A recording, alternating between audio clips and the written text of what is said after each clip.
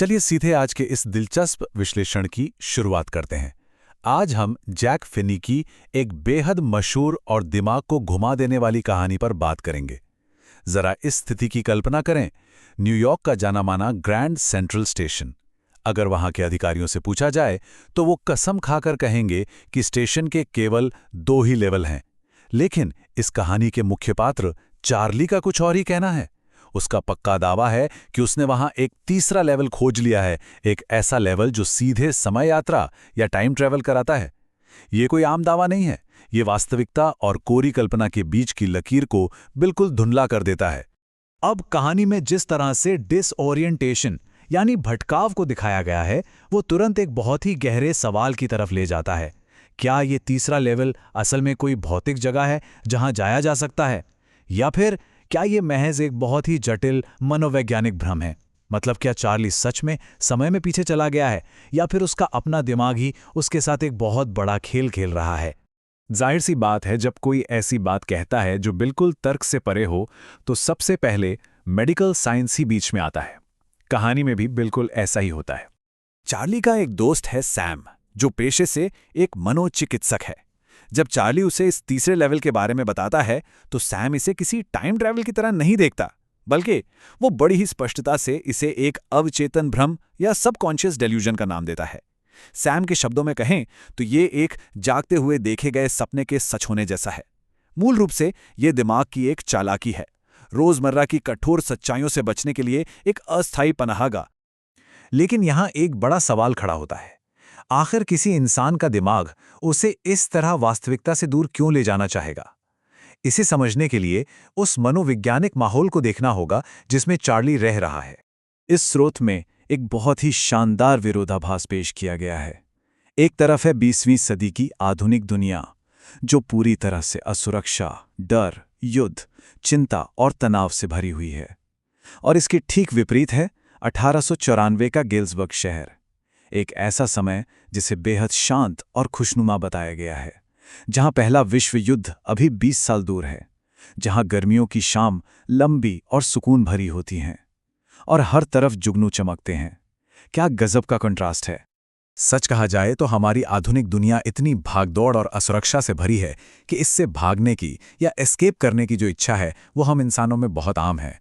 ये एक बिल्कुल स्वाभाविक सी बात है। इसी वजह से सैम के नजरिए से देखें तो चार्ली का अपने दिमाग में एक मनोवैज्ञानिक शरण ढूंढना पूरी तरह से तार्किक लगता है।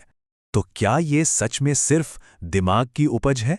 खैर, कहानी यहां से एक बहुत ही दिलचस्प मोड़ लेती है। ये सिर्फ मनोवैज्ञानिक सिद्धांतों तक सीमित नहीं रहती, बल्कि एक वास्तविक महसूस होने वाले सफर की ओर मुड़ जाती है। कहानी बहुत ही बारीकी से चार्ली की उस रात की यात्रा का नक्शा हमारे सामने रखती है। वो घर जाने की जल्दी में था, पहले लेवल से दूसरे लेवल पर जाता है और फिर एक मेहराबदार दरवाजे में घुसकर पूरी तरह भटक जाता है।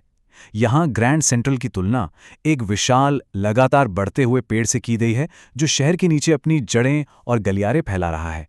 इस भूल भुलैया में किसी का भी खो जाना बहुत ही मुमकिन लगता है। लेकिन जैसे ही चार्ली उस गलियारे से नीचे पहुंचता है तो जो विवरण मिलते हैं वे रोंगटे खड़े कर देने वाले हैं।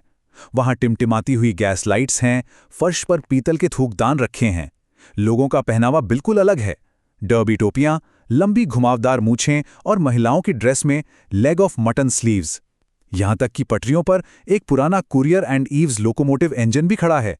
अब सोचने वाली बात यह है कि ये विवरण इतने ज्यादा सटीक और ऐतिहासिक हैं कि ये उस शुरुआती मेडिकल डायग्नोसिस को सीधे चुनौती देते हैं। क्या एक साधारण सपना इतना विस्तृत और वास्तविक हो सकता है? और फिर आता है वो पल जो चार्ली के शक को पूरी तरह दूर कर देता है। उसे एक ऐसा पक्का सबूत मिलता है जिसे झुटलाया ही नहीं जा सकता। वो एक न्यूज़ बॉय को द वर्ल्ड नाम का अखबार बेचते हुए देखता है, एक ऐसा अखबार जिसका प्रकाशन सालों पहले बंद हो चुका था। उस अखबार की मुख्य खबर राष्ट्रपति क्लीवलैंड के बारे में है और उस पर जो तारीख छपी है वो है 11 जून 1894। बस इसी पल वो मनोवैज्ञानिक भ्रम वाला सिद्धांत पूरी तरह से दरकने लगता है। हालांकि 1894 की ये मायावी दुनिया जल्द ही एक बहुत ही बड़ी और व्यावहारिक दीवार से टकराती है। जाहिर है, समय यात्रा इतनी आसान भी नहीं है, खासकर तब जब आपको पुराने जमाने में टिकट खरीदने हों। कहानी में तनाव तब एकदम से बढ़ जाता है जब चार्ली खुद के और अपनी पत्नी के लिए 1894 के गेल्सबर्ग की टिकटें खरीदने की कोशिश करता है, जैसे ही वो अपने आधुनिक नोट निकालकर देता है, टिकट क्लर्क उसे घूरता है और साफ कहता है, यह पैसा नहीं है श्रीमान। क्लर्क उस 20वीं सदी की करेंसी को पहचानने से ही इनकार कर देता है और पुलिस बुलाने की धमकी देता है। चार्ली को तुरंत वहां से उल्टे पांव भागना पड़ता है, क्योंकि भाई 1894 में भी जेल की हवा खाना कोई मजाक नहीं था। पर चार्ली भी कहाँ हार मानने वाला था। अगले ही दिन वो बैंक जाकर अपने सारे पैसे पूरे $300 निकाल लेता है, ताकि वो प्रीमियम देकर पुराने स्टाइल के नोट खरीद सके। अब किसी भी आम इंसान को अपनी सारी बचत ऐसे लुटा देना बेवकूफ़ी लग सकती है, लेकिन चार्ली इसे ये सोचकर सही ठहराता है कि 1894 में महंगाई बहुत ही कम थी। वहां 1 दर्जन अंडे केवल 13 सेंट में मिल जाते थे। उसका ये कदम साफ दिखाता है कि इस तीसरे लेवल पर उसका विश्वास कितना गहरा और अडिग था।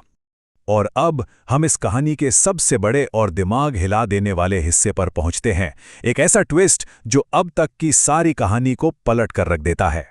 इस अंतिम रहस्य को डीकोड करने के लिए फर्स्ट डे कवर नाम की एक खास स्टैम्प कलेक्टिंग प्रथा को समझना बहुत ज़रूरी है। दरअसल जब भी कोई नया डाक टिकट जारी होता है तो टिकट जमा करने वाले उसे पहले ही दिन खरीदते हैं, एक लिफाफे पर चिपकाते हैं, अंदर एक खाली कागज़ डालते हैं और खुद को ही डाक से भेज देते हैं। लिफाफे पर लगी डाकघर की मुहर से वो तारीख हमेशा के लिए प्रमाणित हो जाती है। इन लिफाफों को कभी खोला नहीं जाता, क्योंकि इनके अंदर सिर्फ एक कोरा कागज़ होता है। अब यहीं पर सबसे बड़ा धमाका होता है। एक रात अपने दादाजी के पुराने स्टैम्प कलेक्शन को देखते हुए चार्ली के हाथ एक ऐसा फर्स्ट डे कवर लगता है जिसे वहां होना ही नहीं चाहिए था।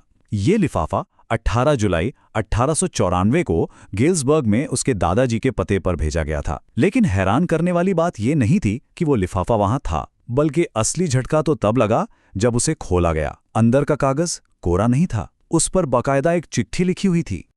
और क्या अंदाजा लगा सकते हैं कि वो चिट्ठी किसने लिखी थी? सैम ने। हाँ, बिल्कुल सही सुना। वही सैम जो पेशे से मनोचिकित्सक था और जिसने चार्ली को बताया था कि ये सब केवल उसके दिमाग की उपज है। ये एक ऐसा पल है जो उस शुरुआती मेडिकल डायग्नोसिस की पूरी तरह से धज्जियां उड़ाकर रख देता है। सैम ने खुद उस तीसरे लेवल को खोज लिया था और वो 1894 की गेल्सबर्ग में मजे से रह रहा था। चिट्ठी में सैम ने यह भी लिखा था कि उसने घास और अनाज का एक नया बिजनेस शुरू कर लिया है, क्योंकि जाहिर है 1894 की उस शांत दुनिया में मनोचिकित्सकों की कोई खास जरूरत तो थी नहीं। तो अंत में ये पूरा विश्लेषण एक बेहद आकर्षक और उलझा देने वाले विरोधाभास के साथ छोड़ देता है। क्या मानव मस्तिष्क आधुनिक जीवन की चिंताओं से बचने के लिए वास्तव में पलायन का कोई ऐसा रास्ता बना सकता है जो इतना असली लगे? या फिर क्या इस रोजमर्रा की भागदौड़ भरी दुनिया की सतह के ठीक नीचे समय और स्थान की कुछ ऐसी छिपी हुई परतें मौजूद हैं जो बस खोजे जाने का इंतजार कर रही हैं? इस पर विचार जरूर कीजिएगा।